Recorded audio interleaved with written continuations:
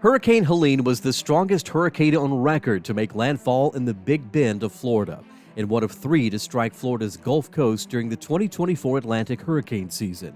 The same communities still cleaning up from Hurricane Idalia the year before were yet again staring down another major hurricane. A tropical wave in the Caribbean quickly organized into Tropical Storm Helene near the Yucatan. Initial forecasts correctly called for a rapidly strengthening hurricane to hit the Big Bend area of Florida in a matter of days.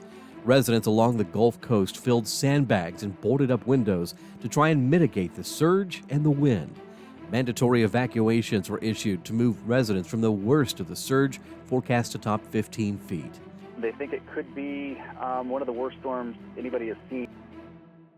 Helene became a monster hurricane with tropical storm force winds extending more than 340 miles from the center of the storm, extending impacts as it moved north. Hurricane Helene made landfall 10 miles from Perry, Florida as a Category 4 with winds of 140 miles per hour. This is just... While the wind was impressive, the massive storm surge was one of its biggest impacts. This is First Street, and it is whitecaps, waves several feet high, pushing in off the Gulf of Mexico and into these homes.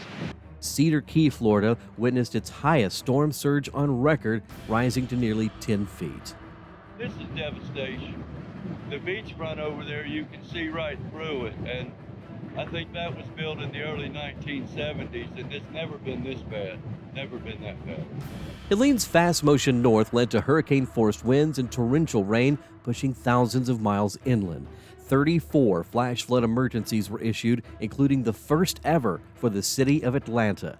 More than 2 feet of rain inundated mountain communities in western North Carolina and East Tennessee, creating a humanitarian crisis in what the local National Weather Service office called the worst event in its office history. Floods swept away entire communities, closed over 400 roads, and led to more than 2,000 landslides. At its height, more than 4 million customers were without power from Florida to Ohio. Helene was a massive hurricane with wide-reaching impacts. More than 250 deaths can be attributed to the storm, with damage totals near $80 billion. For WeatherNation, I'm Will Nunley.